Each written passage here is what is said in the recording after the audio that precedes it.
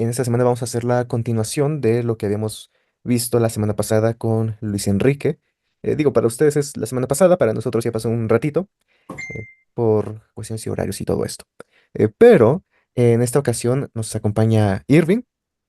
Si ustedes le reconocen es porque ya salieron algunos videos del canal que dejaré aquí en la descripción. Pero como habíamos visto, en esta semana vamos a ver la contraparte. La semana pasada habíamos visto 6 mitos exmormones, 6 cosas comúnmente creídas en el ámbito exmormón, pero alguien que dejó la iglesia escribió un artículo contando 6 que él consideraba que realmente eran más mito que hecho. Y ahora vamos a intentar hacer algo parecido, pero de este lado. 6 cosas que tal vez muchos miembros de la iglesia creen pero que tal vez o sea mito o no sea tan oficial como creímos que era, u otras cosas. Pero antes de comenzar, bienvenidos Luis Enrique e Irving, gracias por estar aquí esta noche. ¿Qué tal? Mucho gusto. Gracias por invitarnos nuevamente. Vamos a comenzar esto con el primero, bueno, voy a decir qué es y después voy a dar una mini historia de por qué lo incluí, porque este fue uno que yo propuse. Y este es el hecho de que la poligamia se practicó en la iglesia para cuidar a viudas. Y esto, bueno, sería como viudas slash, había más mujeres que hombres en Utah o algo así, ¿no? Creo que había escuchado esto algunas cuantas veces, pero la primera vez que recuerdo así oficialmente fue cuando estaba en el CCM. En esas prácticas con mi instructora, ahí teníamos que enseñar algo como en 5 minutos. Pero ella nos preguntó de la poligamia, ¿no?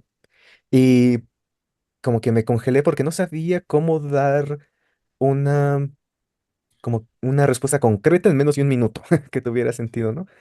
Em, pero bueno, dije, bueno, ya que no lo hice tan bien, hay que me dé un consejo. Y ya terminando, nos dijo, lo hicieron bien. Para la poligamia, recuerden que esto estuvo en lugar porque había demasiadas viudas y también porque había más mujeres que hombres y era para poderse cuidar en todos ellos.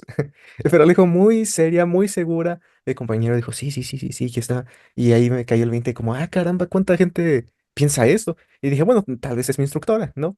Y entonces, unas semanas después, hicimos otras prácticas con otro distrito y la instructora... eh, igual como que nos hizo la pregunta, mi compañero como que le respondió y le dijo, es por las viudas y todo esto. Y ella ya cuando rompió personaje dijo, muy bien, ya me queda más claro y todo esto. Y entonces me di cuenta que todo el mundo o pensaba eso o ahí se les había dicho que dijeran eso, lo cual se me hizo muy interesante. Pero antes de tal vez ver un poquito de trasfondo, ¿ustedes alguna vez escucharon esto en algún sitio o de alguien? Bueno, yo sí lo había escuchado. Más que nada lo había escuchado de misioneros por parte de Estados Unidos y de algunas partes de México, pero no lo había escuchado mucho. Y yo recuerdo que cuando tuve que enseñarlo una vez en la misión a un converso, porque él había encontrado temas de la poligamia en internet, y mi compañero tenía un archivo descargado y ahí se explicaba de que esa podría ser una de las razones principales, pero no la razón principal. Nada más. Sí, en mi caso, pues soy converso a la iglesia, me bauticé cuando tenía como 17 años. Y en el caso de ustedes nacieron en la iglesia, ¿no? Ambos de ustedes. Es como, entonces, no estudié todo el seminario y solamente fui los últimos 2 años, creo que, de seminario e instituto. Eh, Creo que escuché de la poligamia en una clase de instituto, pero súper superficial. Y creo que como miembros de la iglesia es común, me he dado cuenta que ese tema es un tema que no nos gusta tocar, ¿no? En general. Y es entendible, ¿no? Porque es un tema que es complicado de explicar y es complicado, eh, pues, aceptarlo, digamos, ¿no?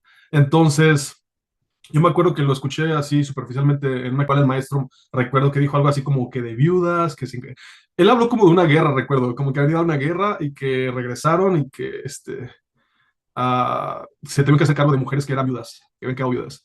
Y yo me quedé como, oh, wow, interesante, ¿no? Y ya después yo en mi misión, cuando yo serví mi misión, pues yo serví en Monterrey. Y en esa época la misión abarcaba Coahuila, cerca de Chihuahua, entonces como sabemos, en Chihuahua hay grupos que se denominan mormones y practican la poligamia actualmente, ¿no? Entonces la gente a veces nos preguntaba, y también había una campaña política en Estados Unidos, cuando estaba el candidato de Mitt Romney, ¿no? Entonces los medios de comunicación estaban sacando mucho acerca de la iglesia y que eran polígamos. Entonces, la gente nos preguntaba y yo sinceramente nunca pude darles una buena respuesta porque no tenía conocimiento amplio de eso y como dices tú, le damos la vuelta. Es un tema que yo creo que como muchos miembros de la iglesia también como que es un tema que le damos la vuelta y y nada más lo vemos como una manera superficial. Sí, gracias por compartirlo ambos. Creo que ambos dieron puntos de vista interesantes y creo que algo que se me vino a la mente escuchándolos era pues el hecho de que como que casi no se menciona, digo, aún teniendo santos y todo esto, al menos aquí en México en mi experiencia, creo que a lo mucho se acepta, pero nunca como que se introduce, no sé cómo explicarlo. Recuerdo que la primera vez que lo escuché así ya como hecho fue justamente en seminario en Doctrina y Convenios, pero fue como, sí se practicaba esto y luego el manifiesto y ya. Pero como que nunca había una introducción de por qué o cómo o qué. Y entonces creo que a veces eso como que ha llegado a afectar esto, ¿no? Tal vez de ni entenderlo muy bien y estar medio confuso el asunto, ¿no? Hace hace unas semanas que hablaba con un historiador, él compartía algo que creo que es la definición más, no sé, tal vez la que yo usaría. Y ustedes me dicen qué definición darían ustedes o cuál piensan que sería una mejor forma de explicarlo. Y la que comentaba esta persona es que la poligamia surgió a inicios de, bueno, depende de a quién le preguntes, ¿no? Pero generalmente surgió a finales de los 1830, inicios de 1840, y José Smith lo comenzó a instituir explicando o dando como razón eh, posibles una restauración de, del orden patriarcal que se encuentra en los primeros libros de la Biblia y que básicamente era eso, una restauración de alguna práctica bíblica o la forma en la que se comenzó a implementar el unir familias y sellar a todos a través de la autoridad del sacerdocio. Digo, sé que eso no responde muchas cosas, pero pienso que así como de por qué se hizo, creo que esa sería la razón que se hubiera dado en ese entonces. ¿Qué piensan y cómo lo definirían actualmente? Sí, pues, como tú mencionas, la poligamia tiene orígenes bíblicos. Aproximadamente entre cuatro o cinco profetas de la Biblia practicaban estas uniones plurales. Eh, en el caso de José Smith, él coincide la práctica de la poligamia con cuando empezó o estaba en el proceso de la traducción de la Biblia, ¿no? Y es cuando él recibe la revelación o la instrucción de practicar esto. Yo lo definiría como bueno, José Smith, en mi persona, personalmente pienso que practica una poligamia un poco diferente a la poligamia que se llevó a practicar aquí en Utah. Por ejemplo, yo definiría que la poligamia de José Smith fue sellamientos múltiples para crear lazos familiares entre las familias, entre ambas familias, para después de esta vida, y dos, para expandir el número de niños que nacían dentro del convenio. Y eso tiene respaldo con la teología de la iglesia, que es que somos partes de una sola familia con Dios, ¿no? E incluso nosotros creemos, como miembros de la iglesia, que independientemente de su religión o sus creencias, todos son hijos e hijas de Dios.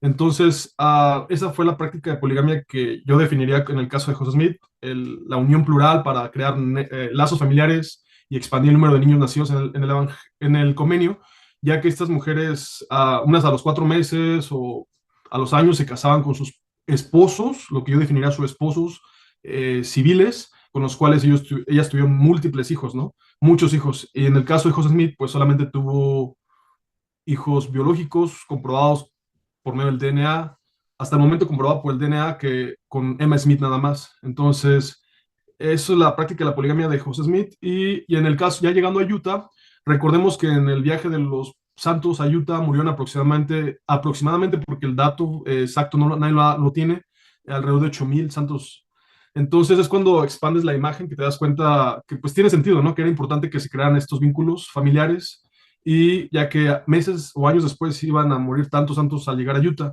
Ahora la poligamia de Utah ya no solamente era para crear lazos familiares y expandir el número de niños nacidos, pero también para, como dice la escritura, ¿no? Como para procrearse y tener muchos hijos, ¿no? Entonces, aquí sí tuvieron los que practicaban la poligamia, que se calcula que fue solamente el 5% de los miembros, o sea, no fueron todos los miembros que la practicaron, se cree que fue aproximadamente solamente el 5%. Aquí en el caso de Utah sí tuvieron hijos biológicos con estas mujeres y muchísimos hijos, entonces, yo leí una vez por ahí un artículo que dice que sin la poligamia los santos no hubieran sobrevivido en Utah, porque al llegar a Utah, pues era un desierto, ¿no? Entonces, desde una perspectiva económica, una perspectiva demográfica, los santos no hubieran sobrevivido.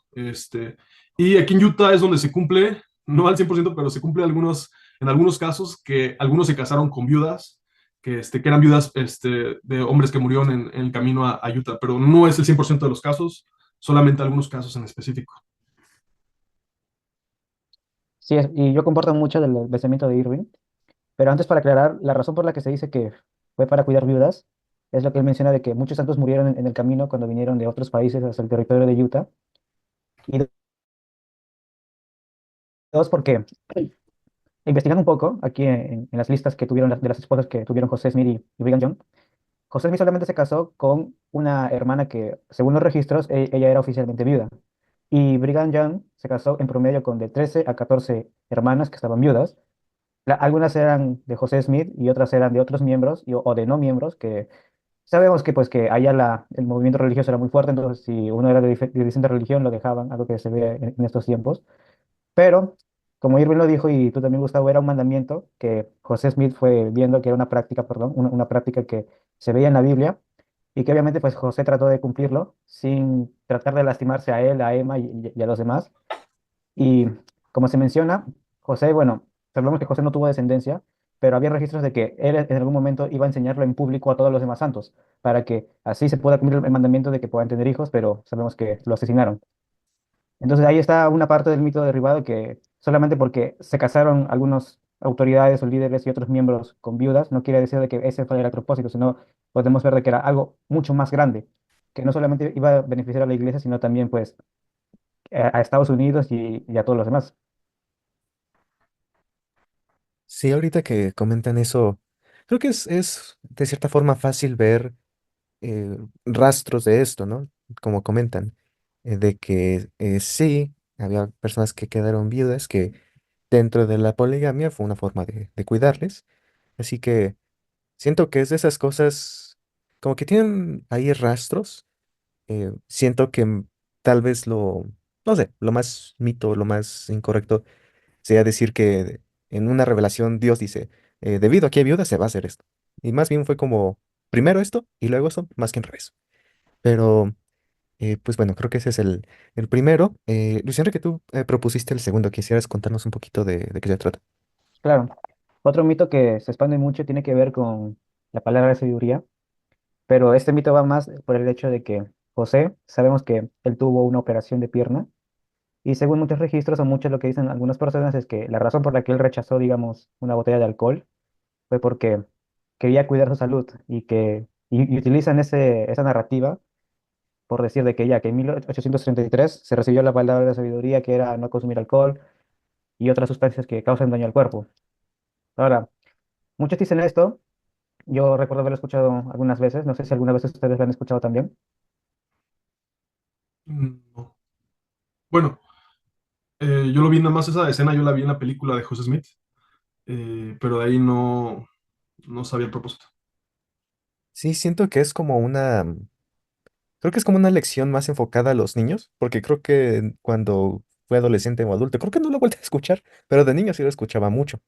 Y de hecho en la película de José Smith muestran la operación, pero no ese incidente, lo cual es curioso, porque hay unos videos de caricaturas que se llaman Living Scriptures, que hacen como del Libro de Mormón y del Nuevo Testamento y así. Y también hacen caricaturas de como de Thomas Jefferson y cosas así, pero hicieron una caricatura de la primera visión. Y recuerdo que una vez lo pusieron en un bautismo, ¿no? En el inter entre que alguien se cambie y todo eso. Y ya le decían, como José, para que no te duela tanto, toma este alcohol, ¿no? Y él estaba de, no, no voy a tomar. Y su mamá decía, es que nosotros no tomamos bebidas con alcohol, ¿no? Y esa era como que la lección de que José obedeció la palabra de sabiduría, aunque le fuera a doler o algo así.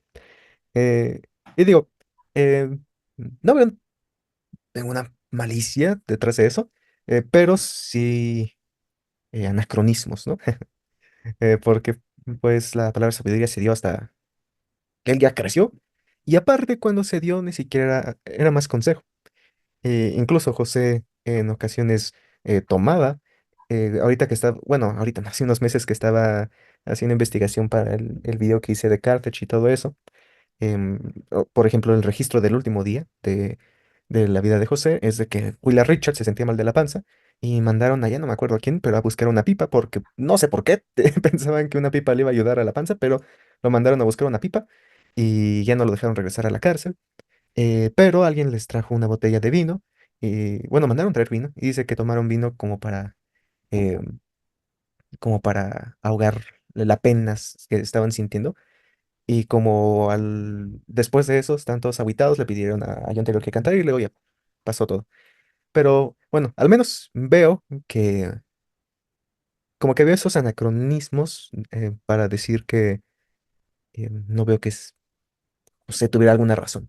Leyendo las biografías que he leído ahorita de José Smith, cuando hablan de su operación, que es muy breve, a lo mucho, nada más dicen que le dijeron eso, pero dijo que no, que él podía con el dolor. Así que parece que nada más fue más de fuerza de voluntad, más que por algún tipo de mandamiento. Pero bueno, al menos eso fue lo que yo vi. Claro, eso también lo que estaba investigando, según los registros acá en cierta página, por ejemplo, Mormoner. Lo rechazó, como tú mencionas, para ser fuerte, no como un código de salud. Y si bien es cierto que la palabra sabiduría salió mucho tiempo después, la razón por la que muchos consideraban un consejo y por qué a veces tomaban es porque les costaba también hacer ese cambio de abandonar por completo a la primera vez, les toma mucho más, pero también porque los sistemas de purificación de agua no eran los más efectivos, entonces hacían ciertas excepciones, o también dicen que se controlaran. De hecho, Brigham Young dijo que podían tomar, pero debían controlarse a tal punto de no emborracharse, pero ya todo eso, digamos, se volvió más estricto y más puro creo que con el presidente Hubert J. Grant, cuando ya enfocó más a los santos a que guardaran más la palabra sabiduría.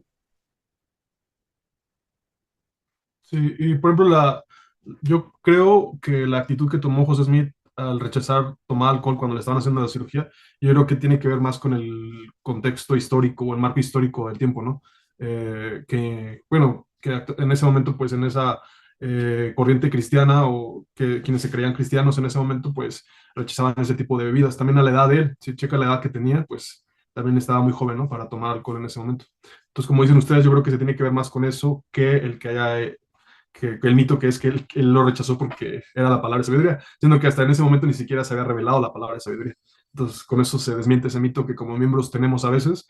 Y eso que mencionas, que le llevaron vino a José Smith a la cárcel, eso, algo que me gustaría mencionar, las personas que hacen contenido en contra de la iglesia muchas veces mencionan esto, que José Smith, que no sé qué, pero algo que no he encontrado hasta el momento es una evidencia histórica que él haya estado alcoholizado o haya sido violento o que alguien lo haya visto pues como en condiciones pues borrachas, ¿no? Como borracho. Entonces, pero sí hay algunas cuentas históricas que dice que posiblemente tomó vino, que posiblemente hizo esto, pero hasta ahí nada más. Sí, ahorita que dices eso, se me viene a la mente que igual cuando era adolescente, de las primeras críticas de la iglesia que vi en línea fue eso.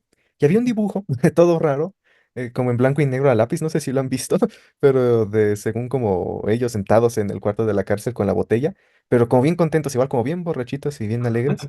Y dicen, esto fue lo que pasó en Carthage, como este es tu ídolo, ¿no?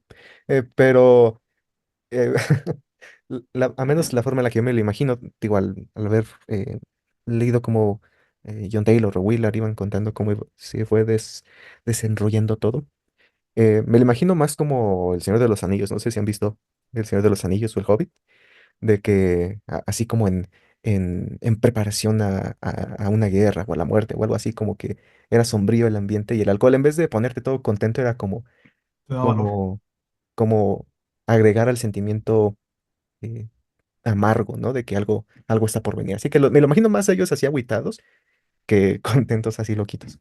No, ¿y cómo comprobamos que tomó? O sea, alguien le pudo haber llevado una botella de vino, pero no hay forma de comprobar si lo tomó o no, ¿me entiendes? Sí, digo, el este de que lo tomó lo agarro de que en el registro de John Taylor comenta de que dice, ah, pedimos la botella y tomamos y me pidieron que Ah, cantara y así, ¿no? Digo, de ahí lo saco. ok, Eh, ok. pero en cuanto a historias curiosas, vamos a una que es Thomas B. Marsh.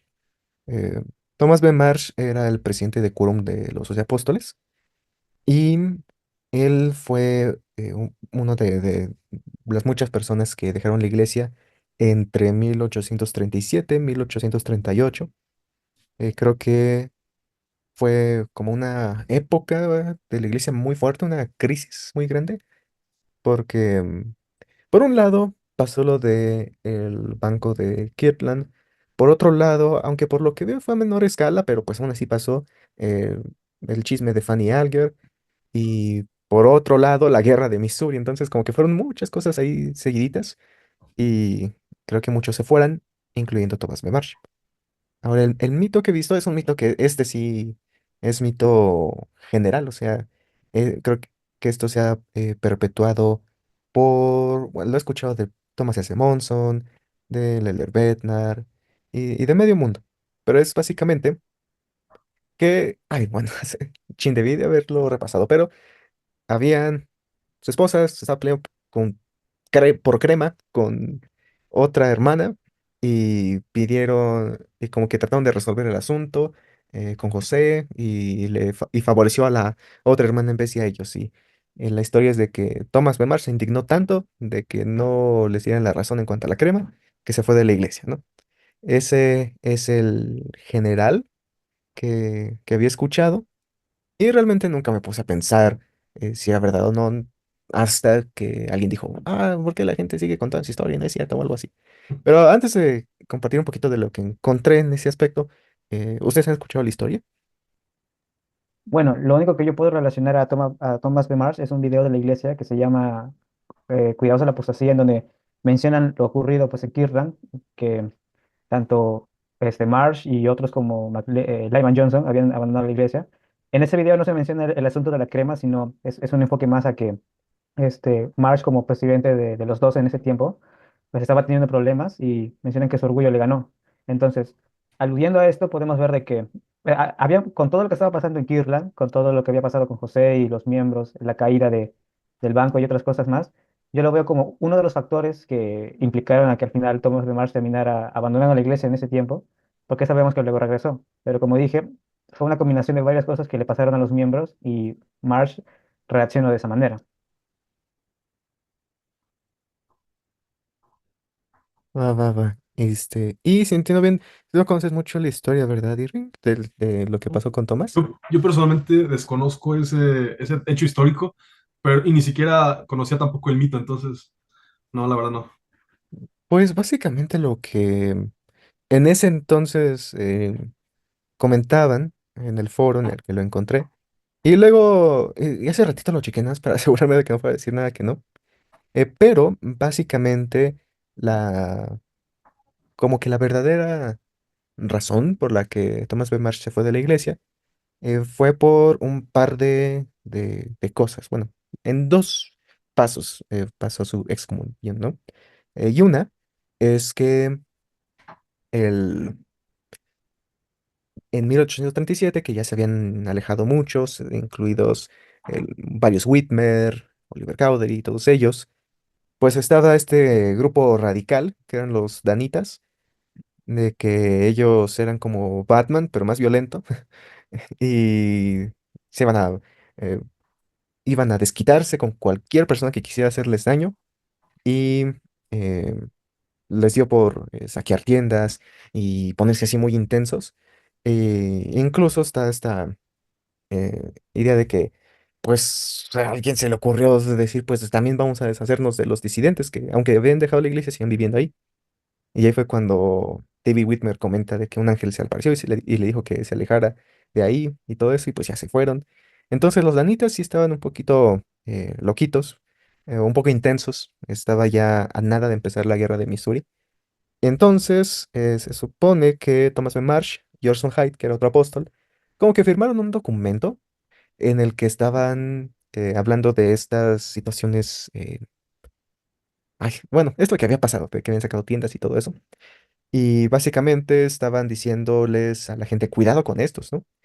Entonces, eso fue lo primero, ¿no? Y creo que ¿cuál es la palabra? Como en protesta, tanto Thomas B. Marsh como Orson Hyde decidieron como dejar la iglesia o dar un paso abajo, como en protesta a lo que está pasando con los danitas. Y ya unos meses después se les excomulgó. Ahora, ¿de qué tiene que ver la crema? La verdad, no sé. Creo que sí fue un evento en el que Thomas se sentía, pues, ¿cuál es la palabra? Siempre se me olvidan las palabras, pero frustrado por todo esto, ¿no? Por ejemplo, en el video que comentaba Luis Enrique, em, en el video muestra que él quería dirigir la obra misional en el quórum. Y si José se adelantaba y ya llamaba a alguien o algo así, él se molestaba o pensaba que no iban a tener éxito en la misión y todo eso. Entonces, como que está eso, está la leche y está esto, ¿no? Entonces, a veces, la verdad, no estudio lo suficiente para ver qué tanto se conecta en las tres ocasiones, pero al menos sé que este último fue lo que sí ya lo llevó a, ¿saben qué? Bye. Pero unos años después regresó a Utah, se volvió a bautizar y estos, de hecho, salen en el video que comentaba Luis Enrique. Él se dirige y él escribe a finales de su vida un poco en cuanto a esta experiencia, pero la forma en la que lo escribe como que no ofrece más detalles en este incidente. Básicamente dice que él estaba tan, para usar lenguaje bíblico, dice que él estaba tan enfocado en la paja de José que no estaba viendo su propia viga y de que se arrepiente de eso y ya, ¿no? Es lo que mismo que dice en el video. Entonces, sí muestra como arrepentimiento de lo que pasó, pero al menos de lo que vi no habla tan específicamente de este evento, o tal vez de cómo reconciliar eso, ¿no? De estar tal vez molesto, preocupado por eso que estaba pasando, tal vez como lo dejó atrás, no sé, no da mucho detalle, pero al menos eso es lo que vi en, en esa ocasión. ¿Se tienen alguna opinión o algo que comentar decente? ¿Sería el siguiente? No, por mí está bien. Como dije, fue una combinación de varios factores, entonces algunos se enfocan en alguna razón, otros en otra, y otros quizás pues son por medio de malentendidos o trataron de dar alguna explicación que al final no resultó ser, digamos, tan coherente o tan basada en los hechos. Pero yo mantengo mi posición de que es una combinación de varios factores que pudieron involucrar tanto su apostasía personal, lo que estaba ocurriendo en el video como mencioné, y al final él tomó la decisión de irse y también tomó la decisión de regresar. Eso concluye lo de Thomas B. Marsh. Y el que sigue, este lo propusiste tú, Luis Enrique. Creo que va a ser interesante. Quizás presentarlo. Sí, así es. Entonces, el mito número 4 que muchos miembros quizás tienen es que la Tierra tiene en promedio unos 6.000 años. Ahora, ¿cómo surge este mito? Pues es muy sencillo. Eh, Tiene que ver con una escritura del libro de Abraham y una del Nuevo Testamento, entonces se menciona de que según el tiempo de medición para Dios, un día para él son como en promedio unos 1.000 años aquí en la Tierra. Entonces, varios miembros haciendo matemáticas o haciendo sus posibles teorías o sus investigaciones personales sobre cuándo vendrá el Señor, porque también esa es una pregunta que a muchos les gusta investigar, han sacado de que, ok, si un día en promedio es como 1.000 años para el Señor, entonces la Tierra se creó en 6.000 años y sumado a eso con un poco más de años que pasó desde que se creó, en promedio son unos 6.000 años o unos 7.000 años, así. Ahora, ¿por qué surge esto? Porque justamente el Señor, o en las escrituras se utiliza mucho lo que es el simbolismo, ya que si podemos utilizar todo con exactitudes, creo que sería un poco más complicado porque incluso algunos creen de que algunas dispensaciones literalmente son cada 1.000 años, cuando realmente así no es. Ok, y bueno, antes de opinar, tú, por ejemplo, Tirving, tú me habías comentado de que tal vez no considerabas que fuera tanto un mito. Quizás compartimos un poquito qué piensas. De hecho, también le había comentado a Luis sobre eso. Le dije, creo que ese tema, pues más que un mito, yo pienso que puede ser una teoría, ¿no? Porque mito usualmente es algo que se puede llegar a desmentir y yo, para mí, ese tema es algo que creo que no podemos ni asegurar ni mentir, ni desmentir, ¿no? Entonces, tal vez lo único que podemos tocar es acerca de que no, como miembros de la iglesia no debemos de aseverar que la Tierra tiene 6.000 años, así con tanta seguridad, ¿no? Más bien, yo personalmente yo diría que pues realmente no lo sé, no sé cuántos años tenga la Tierra. Tal vez tenemos que buscar en ese caso una perspectiva científica, geológica, para saber más o menos cuántos años tiene la Tierra. Vale, yo digo antes de decir otra cosa, entonces para complementar lo que dijiste, Luis Enrique, de tal vez de dónde salió esta idea, digo, tal vez la más explícita que se me viene a la mente es Doctrina y Convenio 77, que es como un preguntas y respuestas que hace José del libro de Apocalipsis. Y por ejemplo, ya lo tenía aquí. Ok, aquí dice, el versículo 6 dice, ¿qué hemos de entender por el libro que Juan vio sellado por fuera con 7 sellos? Respuesta, que contiene la voluntad, los misterios y las obras revelados de Dios, las cosas ocultas de su economía concernientes a esta tierra, durante los 7000 años de su permanencia, o sea, su duración temporal. Entonces, digo, creo que esa es la mención más explícita en cuanto a una duración, es el rango de años. Lo que pienso es que de igual forma, bueno, es que siento que no es tanto un tema 100% sud, porque escuchando a cristianos y todos ellos, como que todo el mundo haciendo cálculos de la Biblia, Adán y Evas, en la cronología se situaban como unos 4000 y cacho años antes de Cristo. Digo, tomando en cuenta información de la Biblia, de que vivió tantos años y no ha nacido a tal edad y cosas así, ¿no? De que más o menos fue así, entonces más o menos de Adán para ahorita serían unos 7000 años. Pero como tú dices, Irving, es como abrir una caja de Pandora, porque después de eso uno diría, bueno, pero estas figuras siquiera son históricas, si no son históricas, entonces realmente no importa. Y entonces es ver de qué tan histórico es la Biblia y todo, y una lata completa, ¿no? Y también, Pero por ejemplo, por ejemplo, nosotros tenemos como adoptado el calendario griego, ¿no? Si no me equivoco. Entonces, pero ¿cuántos otros calendarios hay? ¿No? Entonces no sabemos realmente en qué calendario está basado todo esto, o incluso si realmente lo que nosotros creemos como un año realmente para Dios, no sé si sea un año también, ¿no? Entonces es un tema muy, muy, muy, creo yo, poco complicado. sí, Claro, yo creo que más que complicado, digamos, es un poco interesante, O sea, pero es pero muy especulativo. Como lo menciona Irving, es algo que no podemos ni afirmar ni negar, pero creo que la especulación entraría tanto de que incluso, digamos, uno ya se quedaría como medio loco, porque puede surgir algo, puede surgir otro, y como tú mencionas también, tenemos, al menos yo conozco el sistema calendario romano y hebreo y el maya solamente por la película 2012, pero no sabemos cuántos otros sistemas de mediciones hay. Tenemos también el sistema de mediciones por medio de lunas, estaciones, y a veces siempre suele ser muy inexacto, entonces no podemos determinar con exactitud la edad de la Tierra. exacto. sí, entonces creo que para concluir, lo único que yo comentaría es que, eh, aunque sí, sea una lata, yo sí tiendo a estar un poco más de acuerdo con la explicación científica, ¿no? En cuanto al tema de la evolución y todas estas cosas. He escuchado que muchos cristianos toman la evolución como de que la Tierra empezó hasta Adán y Eva, pudieron pasar miles, sino que millones de años, pero pues nuevamente, especulación. Lo que sí diría es que yo sí creo que la Tierra tiene más de esa edad, pero, nuevamente, mi opinión, pero para no andar de científicos, vamos a ir al que sigue. Pero bueno, ¿tenía algo más que decir? ¿O vamos con el que sigue? No, vale. Y a ver, el quinto, el penúltimo. Este está interesante. Es que Emma Smith dejó la iglesia. Bueno, yo puse por inactiva, ¿no? Pero básicamente, como que se ve mal, o al menos en mi experiencia se ha visto mal que Emma no fuera a Utah y apoyara a su hijo, José Smith III, para pues ser la iglesia reorganizada de Jesucristo. Y muchos, sí, muchos ven que Emma no quiso ir por orgullosa o por mala o cosas así, pero no sé, ¿ustedes han escuchado algo así de Emma o qué han escuchado o qué explicación está la gente de que ella no siguió para Utah? Bueno, mucho se dice sobre Emma, sobre este tema, tanto por ambos lados, incluso hay muchas otras perspectivas. Algunos dicen que porque se menciona, ella no quería estar más en la iglesia, otros dicen que no quería que, ella quería que su hijo fuera profeta de la iglesia, incluso a esa edad, lo cual me parece a mí un poco raro.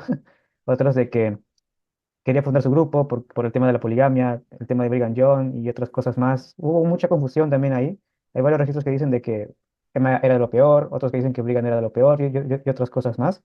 Entonces, no hay un panorama muy claro, por lo que varios historiadores asumen un punto u otro en base a la razón de que Emma no viajó a lo que actualmente es el estado de Utah.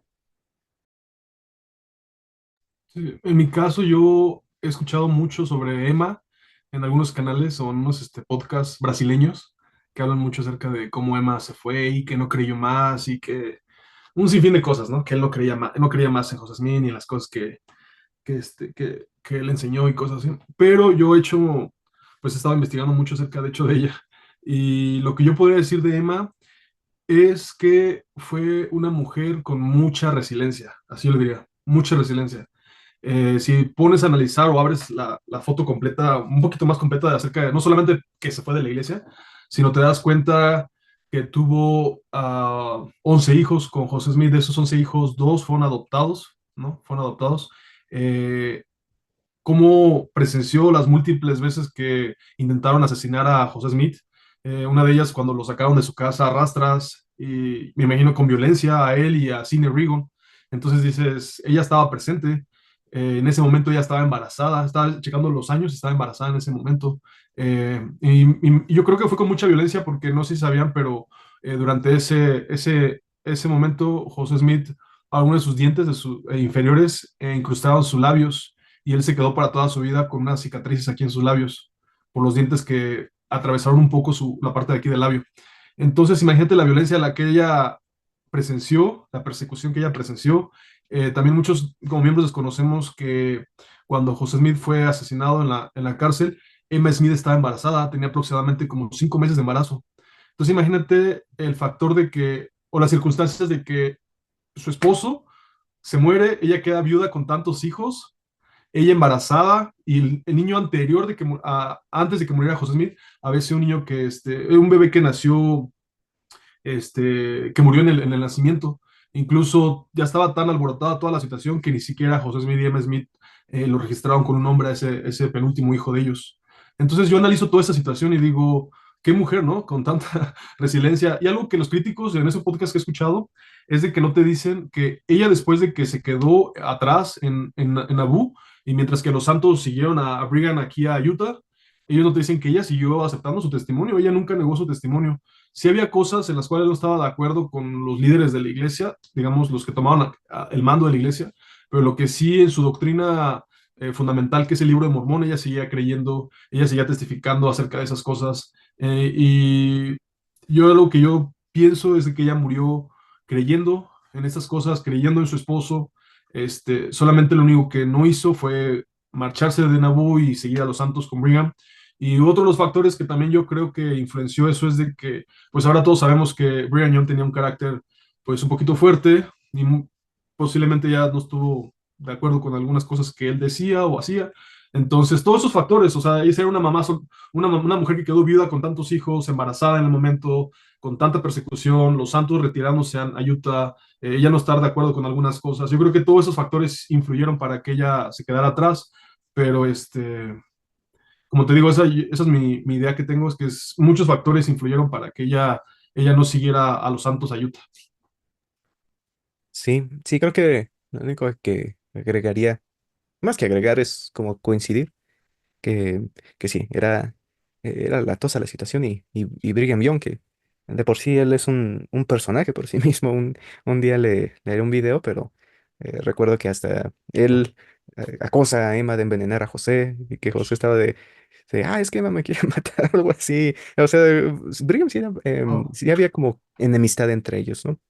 Em, y pues sí, ¿no? Emma de por sí él ya siempre estaba como 000 con la poligamia y al ver que eso no iba a cambiar, pues también siento que si estuvo dispuesta a hacer algunas acomodaciones cuando se trataba de su propia familia, de su esposo y todo esto, ya cuando él no estaba, como que ya no había ninguna razón para seguirlo apoyando o creyendo en eso. Entonces, pues sí, creo que fue una combinación de muchas cosas, pero creo que ahorita, especialmente ahorita, es muy como que es muy común juntar nuestra creencia en Dios o en el libro de Mormón con afiliación religiosa a la iglesia, ¿no?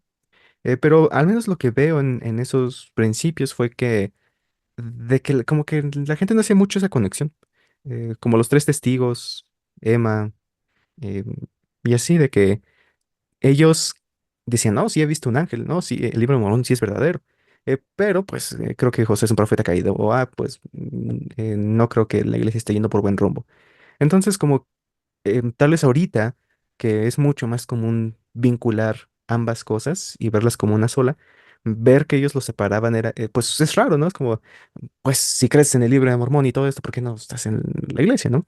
Creo que es algo raro. Y también como habíamos visto la vez pasada, Luis Enrique y yo, en cuanto al el tema de Fanny Alger y el incidente, ¿no? Del granero, que nace la transacción, según William McLean, pero pues justamente eso, de que la razón por la que también ese registro es medio dudoso es porque en esa época Emma le estaba diciendo a todo el mundo que José no había hecho poligamia.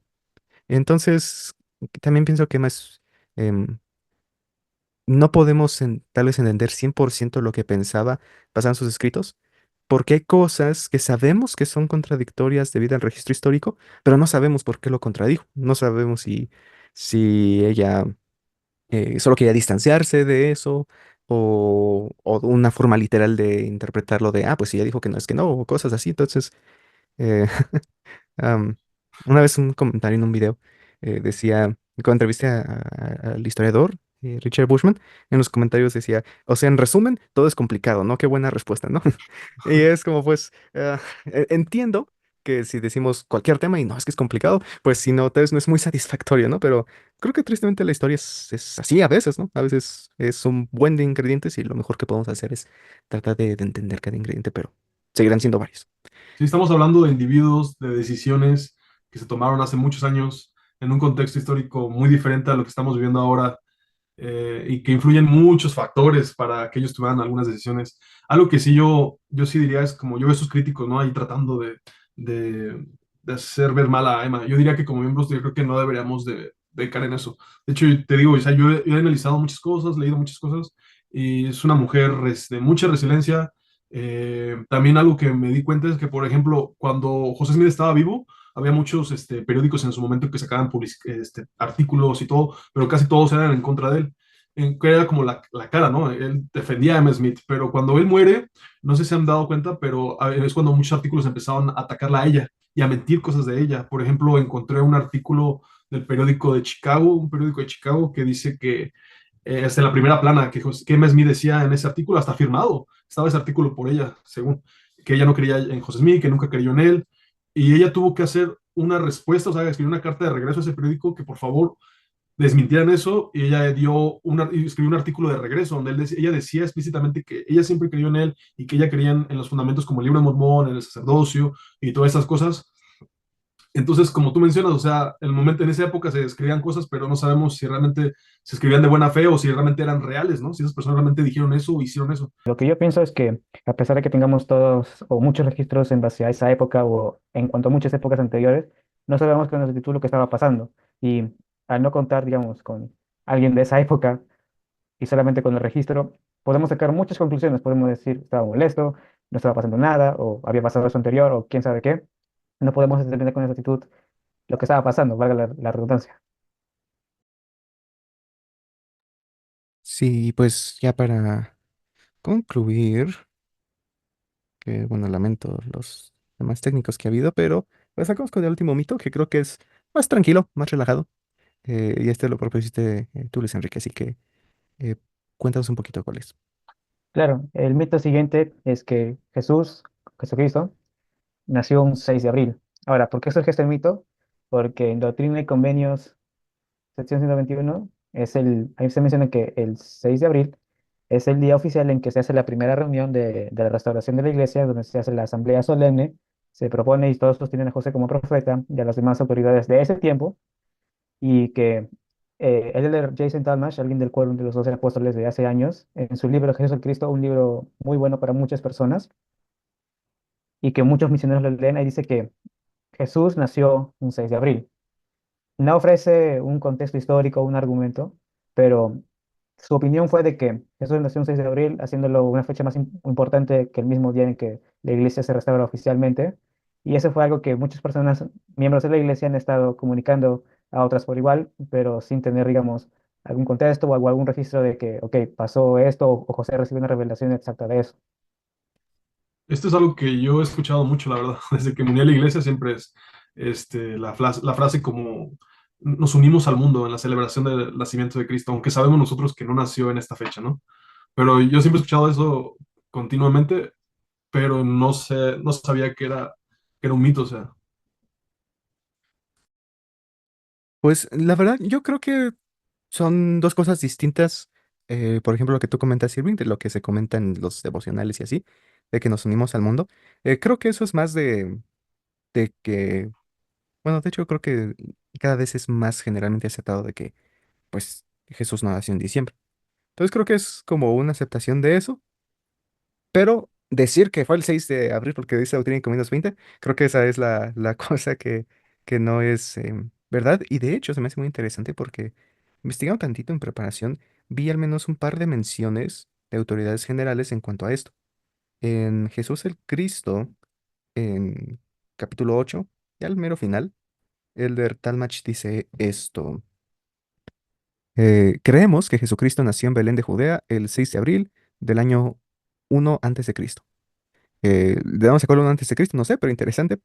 Y yéndonos más al futuro, en 2014, Elder Bednar dijo, hoy es el 6 de abril, sabemos por revelación que hoy es la fecha real del nacimiento del Salvador. Y ya empieza a decir otras cosas. Pero se me hace interesante porque ambos usan como referencia Doctrina y Convenios, eh, la sección 20. Y nada más quiero leer el versículo porque se me hace interesante cómo alguien, bueno, cómo alguien llega a esa conclusión con este versículo, porque dice esto. El origen de la Iglesia de Cristo en estos últimos días, habiendo transcurrido 1830 años desde la venida de nuestro Señor y Salvador Jesucristo en la carne, habiendo sido debidamente organizada y establecida de acuerdo con las leyes del país por la voluntad y el mandamiento de Dios en el cuarto mes y el sexto día del mes que es llamado abril. Y como para rematarla, en el proyecto de los documentos de José Smith, la sección 20, esta parte em, es escrita por John Whitmer y es más como una introducción a la revelación, y ahora sí la revelación. Entonces, al menos yo no veo por dónde el 6 de abril aquí es una confirmación de que es la fecha de nacimiento de Jesús. Digo, he visto videos así aparte, que no tienen nada que ver con la iglesia, como de gente educada y todo esto, de más o menos cuándo pudo haber sido. De años, todos están de acuerdo en que fueron como 2 o 6 antes de Cristo, pero en cuanto a fecha, em, justamente mucha gente está de acuerdo en que pudo haber sido cerca de las fiestas de Pascua, entonces creo que no está muy alejada la noción, solo creo que Doctrina y Convenios 20 no es una fuente que se debe usar como confirmación. Pero Sí, pues así es. Sí, así es como se menciona. Es algo que puede que no, que creo que por medio de una inferencia uno puede decir, ah, que Jesús nació un 6 de abril y justo el mismo día que se restaura oficialmente la iglesia, pero no lo dice directamente, es más una inferencia, un estudio que uno puede llegar a esa conclusión, pero no hay suficiente información o registros que indiquen eso. sí, pues, y sí, al final es un dato curioso, eh, pero pues interesante, nonetheless. Pero, pues, ahorita que ya concluimos y ya hemos visto esto, quisiera preguntarles, el, pues básicamente, estos son, bueno, en su mayoría son mitos que o a propósito o no a propósito se han expandido. Y en mi opinión, la gran mayoría es bastante inocente. Digo, no creo que algo vaya a afectar gravemente. Pero he escuchado a algunas personas decir que tal vez perpetuar ciertas cosas, aun cuando es más obvio que tal vez no fue así, como lo de José Miguel, la palabra de sabiduría, o Tomás y las cremas, o el 6 de abril. Muchos dicen de que tal vez perpetuarlo, digo, por más inocente que sea, pues no es correcto, ¿no? O es deshonesto. Entonces, ¿qué piensan ustedes? ¿Piensan que estas cosas tal vez son como errores inocentes, algo que cualquiera cometería, o cosas que tal vez sí deberían de corregirse. ¿Qué piensan? Yo soy de la idea que deben corregirse, porque al final de cuentas, pues, a pesar de que también se deben corregir, yo veo que son como errores o conclusiones erróneas, o también incluso algunas declaraciones hechas no muy informadas por algunos miembros o por algunas personas, y que se ha ido transmitiendo poco a poco, a tal punto de que muchas personas lo han llegado a considerar algo absoluto, una verdad. Pero según los registros y los estudios, muchos de estos se han ido, digamos, derrumbando, quizás aclarados, como el tema de la palabra sabiduría, de la poligamia, y otros completamente erróneos, como el de el Thomas de Marsh y otros más. Y creo que eso es lo importante de poder estudiar y estar informados porque uno va obteniendo o va viendo que poco a poco uno se va acercando más a las cosas con el propósito de poder aprender, ¿no? De decir, ok, la iglesia está mal, pero cuando uno dice eso, está omitiendo mucha información que sabe que si la comenta o se entera podría cambiar su forma de vista o su pensamiento. Sí, yo creo igual, coincido con Luis que está bien que nos informemos, ¿no? Un poquito más en esos temas, más que estamos en la era de la información, dicen, ¿no? Que si alguien tiene una pregunta o algo, podamos tener un poquito más de idea de lo que estamos hablando y como dice, para que no se sigan perpetuando generación tras generación ese tipo de malentendidos, ¿no? Yo le diría malentendidos o mitos. Sí, por ejemplo, y ahorita que tenemos unos cuantos minutitos que nos sobra, quería preguntarle si, digo, como se había comentado, tal vez estos mitos fueron un poquito más del ámbito histórico para concordar con el artículo de la semana pasada, pero ya saliéndonos de eso, mitos en general, ¿hay alguno que ustedes tengan en mente? Yo tengo uno, pero ahorita lo digo, pero quería preguntarles, ¿hay uno que ustedes tengan en mente que tal vez no tenga que ver tanto con esto histórico? Mitos en general de la iglesia o del mundo, de la sociedad, Ah, ajá, ajá, de la iglesia, que la gente tal vez tenga de o la de la iglesia. iglesia. Iba a decir uno de que no tiene nada que ver con la iglesia. Entonces, Nos ibas a fundar. no iba a decir algo de que no debemos de comer sandía en la noche porque nos hace daño. Un mito muy mexicano. Pero no, perdón. Ahorita no se me ocurre ninguno de la iglesia. Ah, está bien. ¿Tú, Luis? Bueno, creo que esos son, digamos, los que más se involucra porque luego tenemos lo que son los rumores o quizás algunas experiencias que algunos intentan hacerlo ver de una manera, digamos, un poco más increíble, así, pero son solamente, como decir, los rumores, entonces, para que sea un mito, o por lo menos una leyenda, por así decirlo, por lo menos se tiene que haber transmitido desde hace un tiempo y tiene que haber, digamos, más personas o registros que tengan información base sobre eso, no simplemente decir que hoy día tuve algo y lo voy diciendo, hey, tuve esto y fue maravilloso, y así tampoco puede ser también. Y bueno, el que tengo en mente es muy tonto, pero es algo que la verdad no entiendo por qué sigue pasando. Y es la idea del aplauso de domingo. No sé si les ha tocado. ¿La trozo? No, igual y solo es mexicano, lo cual hace que tenga menos sentido. Pero, pues como, ¿saben, no? Para mantener la reverencia y cosas así, no sé, aplaude, por ejemplo, en la conferencia, ¿no? General, cuando canta el coro, no aplaudimos, ¿no? Nada más nos quedamos ahí por reverencia y si el discursante, cuando es una celebración, ya aplaudimos y toda la cosa, ¿no? Pero al menos aquí, en esta área metropolitana de México, eh, está esta idea tan curiosa de que en vez de simplemente no aplaudir, como que sacuden las manos y dicen que es un aplauso de domingo. Yo lo he ¿Será? visto, pero es de la primaria eso, ¿no? Como Oh, la lo primaria. vi tan solo hace unos días en instituto. Oh, ¿en serio? Sí, y eso es lo más interesante, que por alguna razón, Lo hacen así, ¿no? ajá, ajá, exacto, por Lo he alguna visto. razón se extendió a cualquier cosa en la capilla, a menos que sea un bailable en el FSY o algo así, pero en instituto, aplauso de domingo, en una clase, aplauso de todo el mundo hace aplauso de domingo y no entiendo de dónde ¿En serio? salió, y no entiendo por Wow. qué Es hay, raro, yo serví en México y nunca vi eso los domingos. ¿no? Es que al menos por acá, la gente se lo toma muy en serio.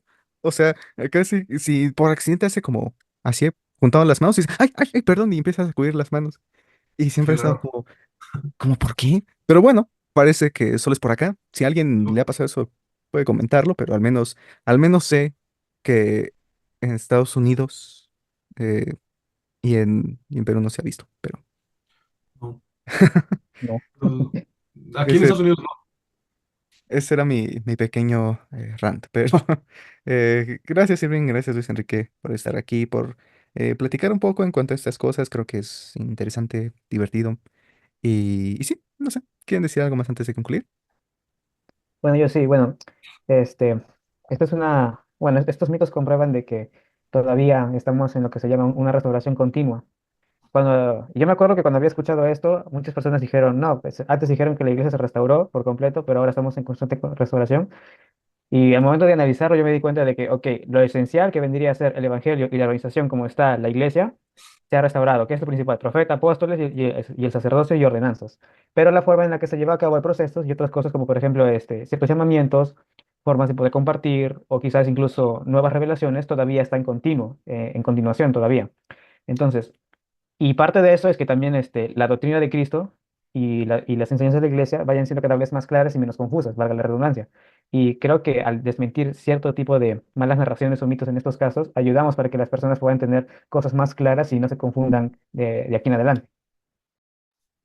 Sí. Yo, de hecho, yo creo que a veces como miembros de la iglesia o como cristianos, ¿no? En general, o religiosos, muchas veces caemos en la tentación de querer saber todo, ¿no? La respuesta a todas las cosas. Y es ahí cuando caemos en, yo creo que en propagar estos mitos, ¿no? De que pie grande es ¿cómo se dice en la iglesia? ¿Quién es pie grande? Caín, Caín, por ejemplo, y que los tres nefitas son no sé quién, y que cuántos años no sé qué. Entonces yo creo que todos estos mitos se crean y se propagan también por querer tener como que la respuesta a todo, ¿no? Y como dice Luis, es cierto, o sea, cuáles son los fundamentos del evangelio, ¿no? En lo básico. Y yo creo que no hay necesidad, ¿no? De estar queriendo tener la respuesta o crear estas ideas, estas teorías para encontrar respuestas. Excelente, muchas gracias. Y a cada uno de ustedes también gracias por ver. Y si tienen algún mito que tal vez no tocamos aquí, déjenlo en los comentarios. Y decir que un mito es el libro de Mormón no cuenta, aunque sea por sarcasmo, pero gracias por ver y nos vemos en el siguiente video.